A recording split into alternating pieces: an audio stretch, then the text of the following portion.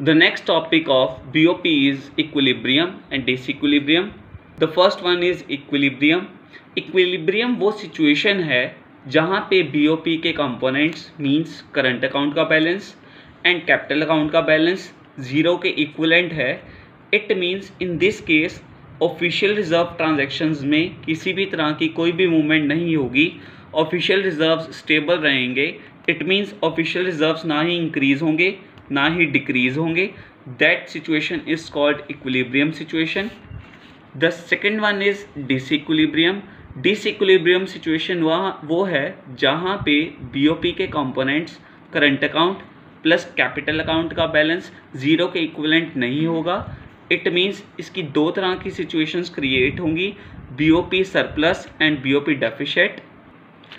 BOP surplus वो situation है जहाँ पे current account plus capital account का बैलेंस ज़ीरो नहीं होता. It means official reserves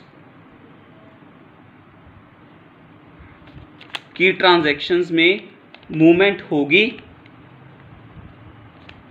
and ये मूवमेंट पॉजिटिव इम्पैक्ट शो करेगी. इट मीन्स जिस सिचुएशन में इंडिया के ऑफिशियल रिजर्व्स इंक्रीज होंगे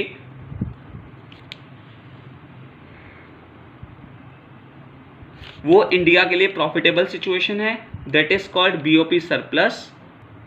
सो इस सिचुएशन में करंट अकाउंट और कैपिटल अकाउंट दोनों का बैलेंस कोई पॉजिटिव फिगर इंडिकेट करेगा जिससे इंडिया के ऑफिशियल रिजर्व्स इंक्रीज होंगे.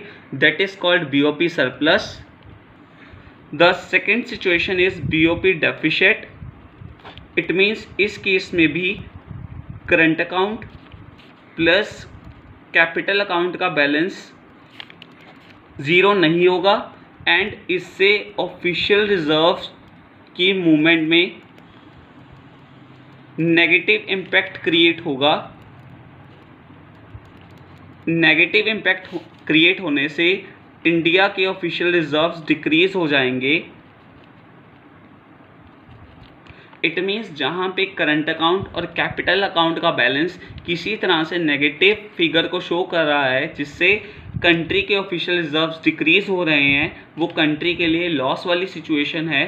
So that is called BOP deficit.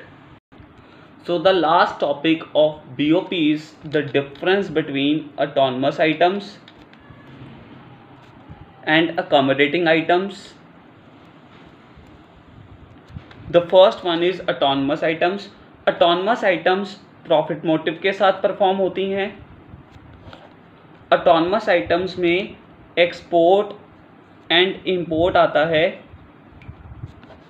Goods and services का. सो गुड्स एंड सर्विसेज के एक्सपोर्ट एंड इंपोर्ट से BOP इम्बैलेंस होता है. इससे या तो सरप्लस होता है या deficient. So these all are a part of autonomous items. Accommodating items profit motive से फ्री होती हैं. जितनी भी ऑफिशियल रिजर्व्स की ट्रांजैक्शंस हैं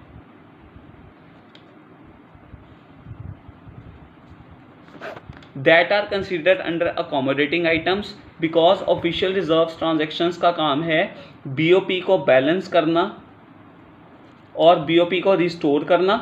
सो these are a part of accommodating items because current and capital account transactions पहले perform होती हैं and that are a part of autonomous items. तो that is called above the line items. And accommodating items का काम है BOP को balance करना and official reserve transactions current and capital account transactions के बाद होती हैं and that is called below the line items. So once again I am repeating, autonomous items profit motive के साथ परफॉर्म होती हैं. इसमें आता है export and import of goods and services and इसके कारण BOP इम्बैलेंस होता है या सरप्लस होता है या डेफिशिएट होता है एंड ये ट्रांजैक्शंस पहले परफॉर्म की जाती हैं. That is called above the line items.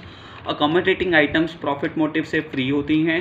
जितनी भी ऑफिशियल रिजर्व्स ट्रांजैक्शन है that is called accommodating items, because इसका काम है बीओपी को बैलेंस करना, बीओपी को रिस्टोर करना। And official reserve transactions capital and current transactions के बाद होती हैं, that is called below the line items. So with this concept chapter ends.